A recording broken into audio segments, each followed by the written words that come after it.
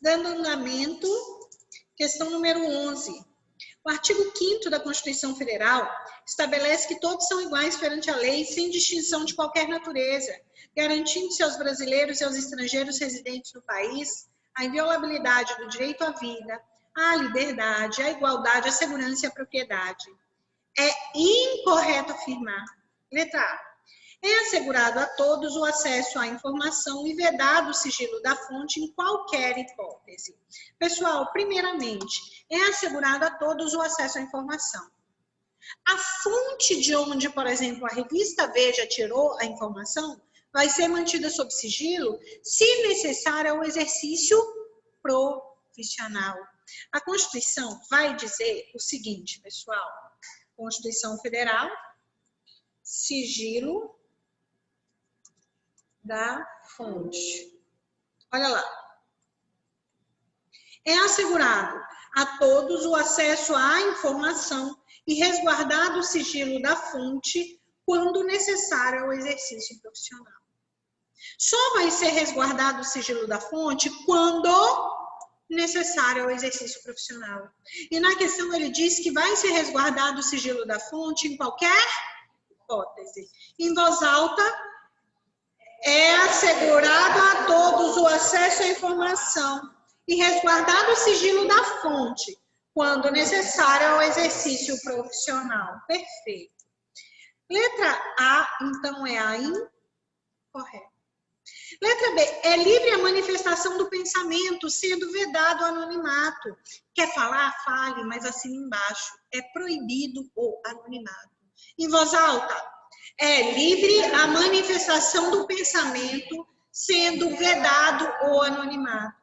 É inviolável a liberdade de consciência e de crença. Ninguém pode violar a sua liberdade de acreditar no que quiser. Sendo assegurado o livre exercício dos cultos religiosos e garantida na forma da lei a proteção aos locais de culto e às suas liturgias. Leiam para mim em voz alta, só um minutinho. Olha lá.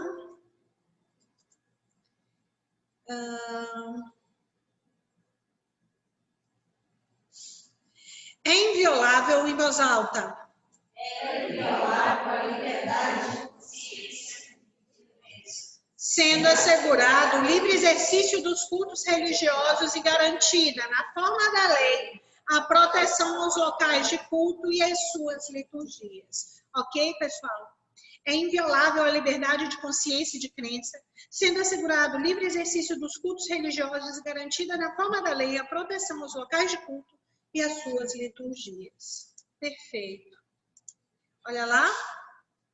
É livre a expressão da atividade intelectual, artística, científica e de comunicação, independentemente de censura ou licença. Vimos isso aqui, as questões se repetem o tempo todo. Em voz alta, é livre A expressão da atividade intelectual, artística, científica e de comunicação, independentemente de censura ou licença. Questão número 12. Felipe foi processado e condenado por prática de crime. Por decisão, ele não diz qual crime, tá? Essa decisão já está transitando em julgado. Ou seja, é uma decisão em que o Felipe não pode fazer mais nada. Não cabe mais recurso. Já o que transitou em julgado é uma decisão definitiva. Tendo cumprido a respectiva pena de privação de liberdade, ele foi preso, transitou em julgado e já cumpriu a pena. Contudo, a condenação de Felipe se deu por erro judiciário. Gente, se o Felipe ficou preso por um erro judiciário, caberá ao Estado indenizá-lo. Olha lá. Diante dessa situação, considere apenas os dados ora oferecidos. Felipe, vamos lá. Não poderá pleitear a indenização? Não poderá pleitear a indenização? Poderá pleitear a indenização do Estado, pois, de acordo com a Constituição, este indenizará o condenado por erro judiciário? Perfeito. A Constituição vai dizer, olha aqui, erro, o Estado indenizará o condenado por erro judiciário, assim como o que ficar preso além do tempo fixado na sentença. Em voz alta. O Estado indenizará o condenado por erro judiciário, assim como que ficar preso além do tempo fixado na sentença. É a Constituição que assegura isso, sim ou não? É, perfeito. Poderá pleitear a indenização do Estado desde que a condenação tenha sido confirmada? Nada a ver. Tem que ter sido confirmada pelos tribunais superiores? A Constituição fala nisso? Não. Vamos lá, questão número 13. A medida judicial cabível para declarar a constitucionalidade em tese de lei ou de ato normativo federal, olha aqui. Pessoal, diga para mim. A medida judicial cabível. Eu vou entrar com uma ação para declarar uma lei constitucional. Ou seja, a medida judicial cabível para se declarar a constitucionalidade em tese de lei ou ato normativo federal é o quê? Habeas data. O que é habeas data? Obter acesso a uma informação. É isso que a questão está falando? A questão está querendo uma medida para declarar a constitucionalidade de uma lei. Mandado de injunção é quando você tem um direito, não consegue exercer porque o legislativo ainda não editou uma norma. Tipo, é assegurado o direito de greve no termo da lei. A greve só pode ser regulamentada pela lei. Não existe lei, então o meu direito está inviabilizado. Você bate as portas do judiciário e fala com ele. Eu tenho um direito, mas não estou conseguindo exercer. E você conversa com ele por meio de mandado de injunção. A representação interventiva ou uma ação para declarar a constitucionalidade de alguma coisa. Ok, pessoal? Precisa ser mais tendo direito? Olha lá.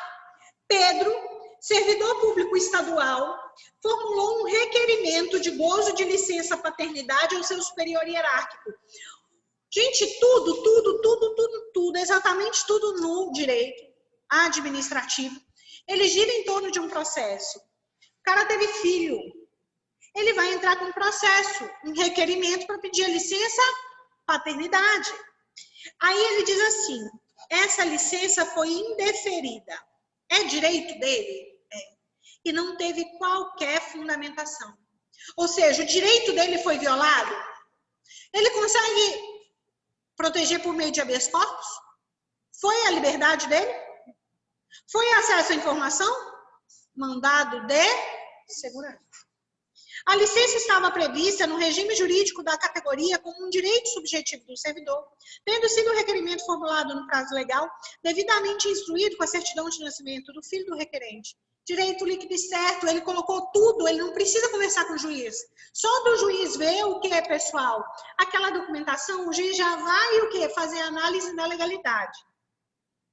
Assinale a opção que indica o instrumento constitucional mais adequado para impugnar judicialmente a decisão de indeferimento da licença. Resposta, letra B. Ele quer o quê, pessoal? Impugnar na justiça. Se é justiça, não é direito de petição. Direito de petição é na via administrativa. Coloca aí do lado, pessoal, via administrativa. É por isso que eu gosto do material, que aí eu escrevo. Via administrativa. Olha lá. Sobre os direitos constitucionais, a liberdade, a vida, a igualdade, é correto afirmar que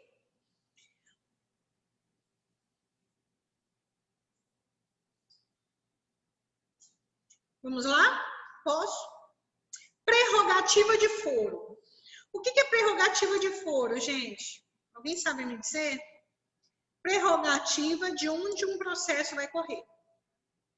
A prerrogativa é o privilégio, prerrogativa, em favor da mulher.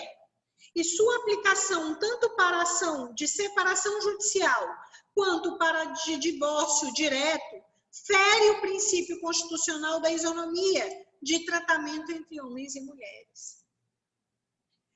Diz o Código de Processo Civil que a mulher, o quê? Teria privilégio ou foro privilegiado. Ela escolhe onde vai correr o quê, pessoal? Aquela ação. E aí, na questão, ele está dizendo, essa prerrogativa fere a isonomia de tratamento. B. Pena de morte é objeto de cláusula pétrea. Nós vimos o que é objeto de cláusula pétrea. De forma que proposta de emenda que a comine não pode ser deliberada. Gente, a pena de morte é objeto de cláusula pétrea, ou limitação ao poder constituinte derivado do reformador. De forma que proposta de emenda que comine não pode ser deliberada, uma vez que afronta ao direito constitucional à vida, não se admitindo a pena de morte, nem mesmo em tempo de guerra. A nossa Constituição diz o seguinte: é proibido a pena de morte, salvo em caso de guerra declarada. É proibida a pena de morte, salvo em caso de guerra declarada. A liberdade de locomoção é desenhada como uma possibilidade de ingresso, circulação interna e saída do território nacional, sendo preservada mesmo com a decretação de estado de sítio, com fundamento em comoção. Ela não é preservada, gente. Gente, estado de sítio é um estado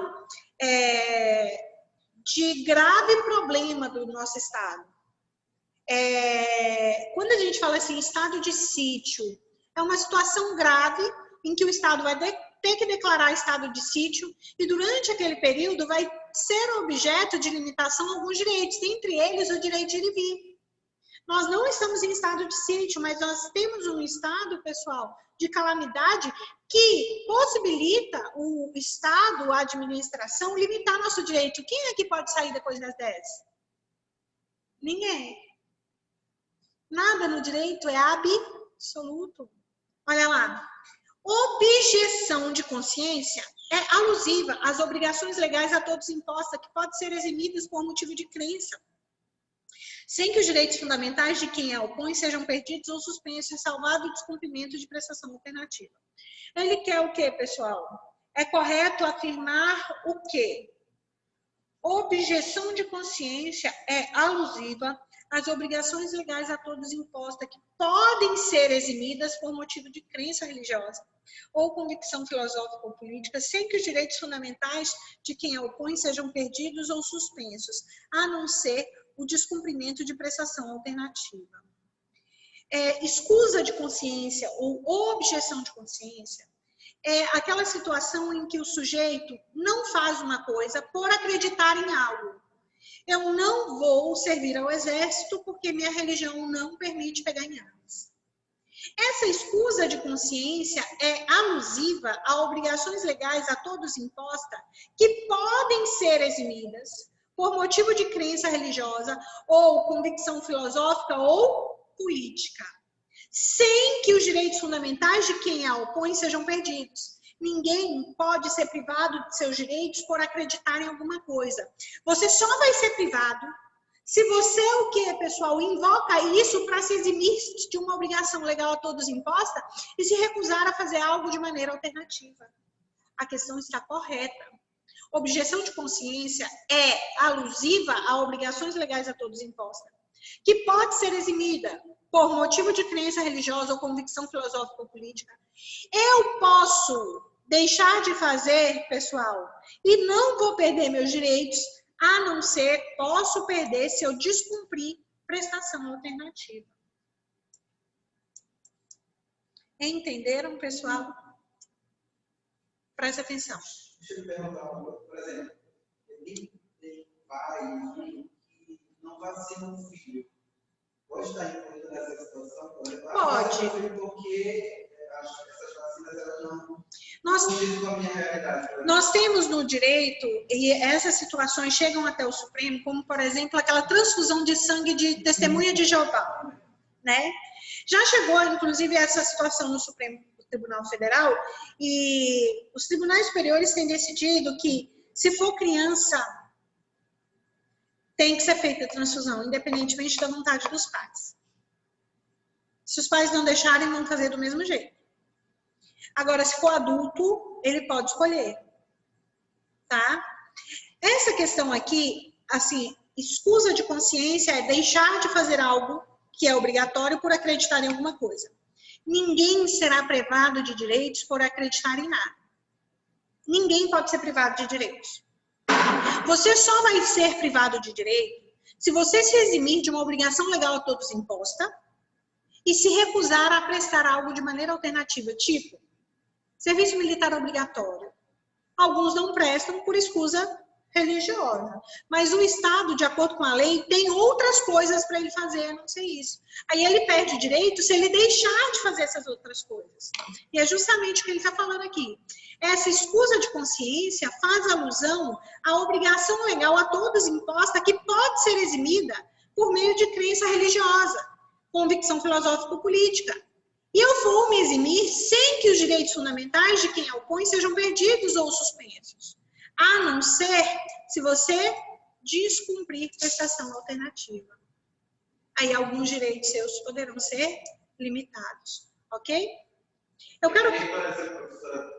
Pode falar. A vacina aqui da Covid, por exemplo, a senhora não quer tomar, a senhora pode ser responsável por transmitir as outras pessoas. Pode, é uma coisa, né? A obrigatoriedade da vacina. Né? Gente, viver em sociedade vai demandar da gente abrir mão de certas convicções, né? Olha aqui, ó.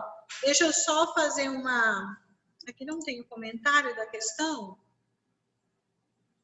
Olha lá, vamos fazer só a letra A aqui para te chamar a atenção sobre a questão do STF em relação ao foro por prerrogativa da mulher. Letra A, prerrogativa do foro em favor da mulher e sua aplicação tanto para a ação de separação judicial quanto para o do divórcio direto fere o princípio constitucional da isonomia de tratamento entre homens e mulheres. A segunda turma, olha lá, foro de residência da mulher em ação de separação não fere isonomia. A norma do Código de Processo Civil, segundo a qual o foro competente para processar e julgar a ação de separação judicial é o da residência da mulher, não fere o princípio constitucional de igualdade entre homens e mulheres em direitos e obrigações. Entende o STF que o foro especial para a mulher nas ações de separação judicial e de conversão da separação em divórcio não ofende o princípio da isonomia entre homens e mulheres ou da igualdade entre os cônjuges. Isso de acordo com o STF. Eu devo tratá-los iguais de maneira igual e os desiguais de maneira desigual na medida de sua desigualdade. Beleza? Vamos lá? Voltando, próxima questão, questão 16. A Constituição Federal assegura e protege expressamente o direito à vida. É inviolável o direito à vida. Nesse sentido, o texto constitucional estabelece em relação à pena de morte que é vedada como regra, mas pode ser aplicada em casos excepcionais, quando o crime foi praticado com extrema violência. Não. É totalmente vedada? Não pode ser aplicada, salvo em caso de guerra declarada, nos termos da Constituição Federal. 17. Dentre as alternativas, marque aquela que se configura como uma característica do asilo político, ou seja, receber, né, condenados pela justiça estrangeira por ter cometido crime político. Olha lá, entre as alternativas, marque aquela que se configura como uma característica do asilo político. Fundados temores de perseguição por motivo de raça, religião, nacionalidade, grupo social. Provocado pela perseguição por crimes políticos de caráter individual, fundados temores de perseguição por motivos de opiniões políticas, ato solene de cooperação penal entre países, que consiste na entrega de uma pessoa acusada ou condenada por um ou mais crimes ao país que a reclama. O que é o asilo político? Deixa eu colocar aqui para vocês. Tem um site aqui no YouTube, a AGU Explica, é muito bacana. Deixa eu ver se a AGU explica o que é o asilo político, porque são videozinhos. AGU explica. Deixa eu ver aqui. Asilo político. Deixa eu ver se tem algum videozinho aqui da AGU. Olha aqui, ó.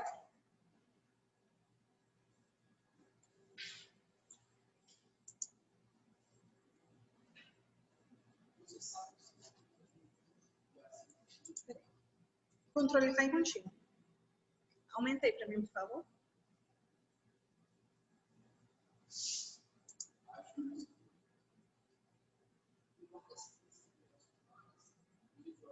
Me dá aí, por favor.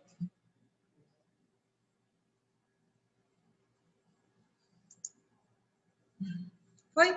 Significa refúgio e asilo político, a AGU explica. Com várias crises internacionais, seja de ordem econômica ou devido a guerras, é cada vez mais comum que a gente ouça termos como refúgio e asilo, mas eles não têm o mesmo significado. A Declaração Universal dos Direitos Humanos garante que uma pessoa possa buscar proteção fora do estado em que ela se encontra. Isso pode ocorrer por diversos motivos, como perseguições religiosas, políticas, devido a guerras. No caso do asilo, a maioria da doutrina entende que ele se dá por uma questão de perseguição política. E, nesse caso, o Estado pode ou não conceder o asilo.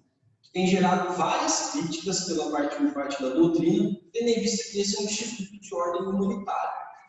No caso do asilo, ele pode ser tanto territorial, do próprio Estado, onde a pessoa busca proteção, quanto diplomático, dentro de uma embaixada do Estado em que essa pessoa se encontra. No Brasil, a situação do asilado político está regulada nos artigos 28 a 30 do Estatuto do Estrangeiro. No caso do refúgio, essa perseguição se dá por motivos de raça, religião, nacionalidade, e envolve um grande número de pessoas. Há uma série de tratados internacionais que regulam a concessão do refúgio. E se esses requisitos estiverem preenchidos, o Estado tem a obrigação de concedê-lo.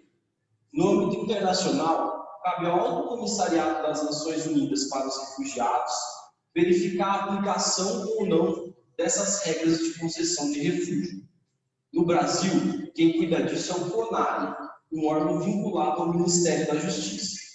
Assim, seja no asilo, seja no refúgio, o que nós temos é a garantia de proteção à vida e à integridade física e mental da pessoa, sendo protegidas por um Estado.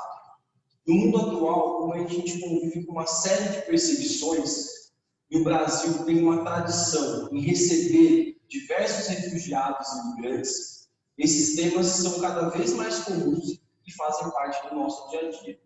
Se você quiser saber mais sobre o mundo jurídico de AGU, #AGU Explica.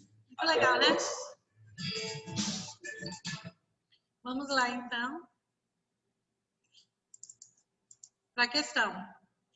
Dentre as alternativas, marque aquela que se configura como uma das características do asilo político.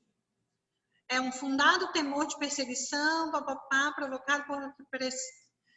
Ele é provocado pela perseguição por crimes políticos de caráter individual. É um ato solene de cooperação penal entre países que consiste na entrega de uma pessoa acusada ou condenada por um ou mais crimes ao país que a reclama. Aqui, pessoal, é extradição, né? Provocado pela perseguição por crimes políticos de caráter individual. Deixa eu só conferir aqui o gabarito da 17. Certinho. 18. Acerca de princípios fundamentais, direitos e garantias fundamentais e a aplicabilidade das normas constitucionais, assinale a opção correta. Segundo a Constituição Federal, a casa é asilo inviolável do indivíduo, razão por que ninguém, independentemente da circunstância, poderá nela ingressar sem consentimento do morador. Eu tenho algumas circunstâncias que me dão a possibilidade de ingressar. Sim ou não? Sim. O princípio constitucional do direito de acesso à informação veda o sigilo da fonte. Pessoal, é possível o sigilo da fonte? Sim, desde que para a proteção dos não sei o que, profissionais, né? Nós vimos.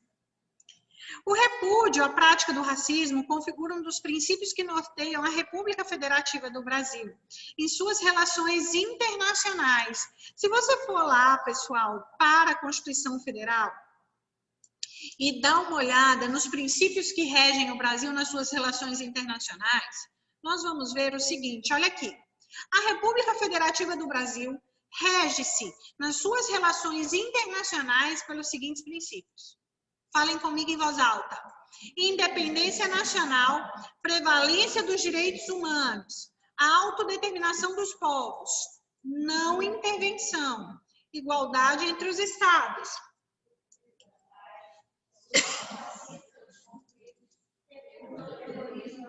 Ok? Aqui? Olha lá. O repúdio à prática do racismo configura um dos princípios que norteiam a República Federativa do Brasil em suas relações internacionais. Essa prática constitui um crime inafiançável e imprescritível, e o referido princípio é considerado uma norma de eficácia plena. Por quê, professora? Porque não há nenhuma restrição. Ele diz assim: repúdio ao terrorismo e ao racismo. Vamos ver a letra, olha lá. As normas programáticas que vinculam princípios a serem cumpridos pelo Estado podem ser exemplificadas, entre outras, pela previsão constitucional de proteção ao mercado de trabalho da mulher mediante incentivos específicos. Deixa eu conferir aqui se eu acertaria aqui e vou explicar. Pessoal, uma norma, tá vendo isso aqui, a Constituição? Tudo que está aqui é norma. E ele quer saber de você como se aplica a norma da Constituição. Tem normas que elas são auto-aplicáveis. Eu não preciso de nada para surtir efeito. Repúdio ao terrorismo e ao racismo é uma norma de aplicabilidade imediata. Direito à vida, imediata. Agora, quando eu falo assim, você tem direito de greve nos termos da lei. Você não consegue exercer greve. Então, não é uma norma de aplicabilidade imediata. Ela é limitada. A contida é aquela que eu tenho uma aplicação imediata, mas que a lei pode vir restringir. Como no caso do que é assegurado o livre exercício de qualquer trabalho, ofício ou profissão, atendidas as qualificações que a lei estabeleceu. As normas de eficácia contida, dentro do artigo 5º, a única que existe é essa do trabalho, que fala sobre o ofício de qualquer trabalho. A maioria, 99,9%, tem aplicabilidade imediata, as do artigo 5º, ok? 19. É livre a manifestação do pensamento sendo vedado o anonimato, sim ou não? É assegurado a todos o acesso à informação e resguardado o sigilo da fonte, quando necessário ao exercício profissional, sim ou não? Ele quer aqui, direito à liberdade em seu sentido mais amplo, ele quer o mais amplo. Está relacionado ao quê? A liberdade no seu sentido mais amplo. Essa aqui, ó, né? Ninguém será obrigado a fazer ou deixar de fazer. Olha que sacanagem, ele colocou tudo certo, né? Só que aí o cara, ninguém será obrigado a fazer ou deixar de fazer alguma coisa, senão em virtude de lei. Aqui eu tenho, pessoal, o direito à liberdade no seu sentido mais amplo. E, por fim, questão número 20. Direito de reunião. Todas essas questões, pessoal, foram aplicadas esse ano. Direito de reunião. Todo mundo pode se reunir, pessoal, para fins pacíficos, em locais abertos ao público. Não preciso de autorização do poder público. Eu preciso apenas de um prévio aviso à autoridade competente para não frustrar outra reunião anteriormente colocada para o mesmo local. O direito de reunião é um direito público subjetivo que permite aos indivíduos reunirem-se em lugares abertos ou fechados, sem impedimentos dos órgãos governamentais, mas desde que tal direito seja exercido de forma pacífica, lícita e previamente comunicada às autoridades competentes, se for o caso. Com relação ao direito de reunião e de associação, são feitas as seguintes afirmações. O instrumento exclusivo de tutela ou exercício do direito de reunião ao habeas corpus. As associações de caráter paramilitar não são protegidas pelo direito de associação. Ô, gente, você pode se associar? Você só não pode se associar ao Estado Islâmico, ao PCC, né? Então, olha aqui, as associações de caráter paramilitar, elas não são protegidas pelo direito de associação. Então, a 2, eu já tenho certeza que ela está o quê? Correta, não são. Não. Ok, vamos lá para as letras C e letra D. O direito de associação pode ser exercido através da criação de partidos políticos, de entidades sindicais e profissionais, dentre outros. Criação de partidos políticos.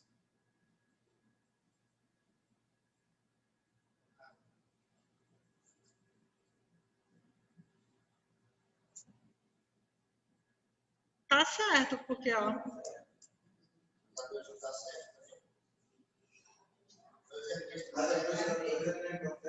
Ah, não, eu que fechei aqui, ó. Vou ter que eliminar outra. A 2 está certa, né? Então, eu elimino essa e elimino essa. A 2 está certa.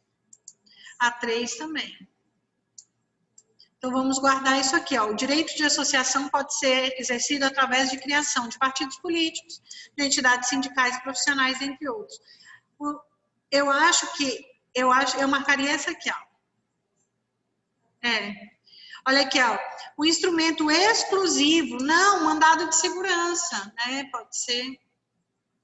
Deixa eu só colocar aqui 1292-296. 1292-296. 1292-296. Aqui, vamos ver se tem algum comentário. 1292-296. Ai, meu porcelanato. Vamos lá. Olha aqui.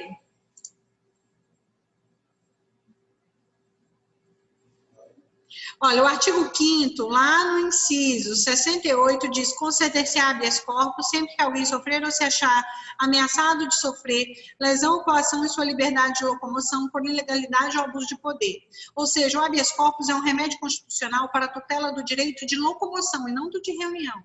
Do direito de ir e vir do indivíduo ameaçado por um ato do poder público. O direito de reunião é um direito líquido e certo. Como para defendê-lo não é cabível habeas corpus ou habeas data, o remédio a ser utilizado é o mandado de segurança.